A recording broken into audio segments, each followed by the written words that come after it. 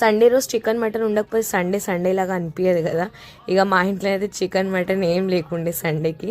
మా మమ్మీ బట్టి అన్నం ఇంకా పప్పు వండింది. ఇక మా మమ్మీ అయితే మీరు ముందు షాట్లో చూసిండ్రు హల్దీ కుంకుమలో బిజీ ఉండే కాబట్టి ఇక నేనే కోడిగుడ్ల కూర వండుతున్నా. ఇక ఇది ఒక ఈజీ రెసిపీ అని రికార్డ్ చేసి మీకు కూడా చూపెట్టాలని ఇట్లా పోస్ట్ చేస్తున్నా. ఇక కడాయి తీసుకొని దాంట్లో నూనె పోసుకొని మిరపకాయలు వేసుకొని ఉల్లిగడ్డలు వేసి మంచిగా వేయించుకోవాలి. ఇక దాంట్లో ఉప్పు, పసుపు, అల్లం వెల్లిపాయ పేస్ట్. మా అమ్మ అయితే అల్లం వెల్లిపాయ పేస్ట్ ప్రతి ఒక్క దాంట్లో ఎత్తుంది. మా ఇంట్లో ఎవ్రీ టైమ్ లైక్ స్టాక్ ఉంటుంది అన్నమాట అల్లం వెల్లిపాయ paste. And these are the must have ingredients at home.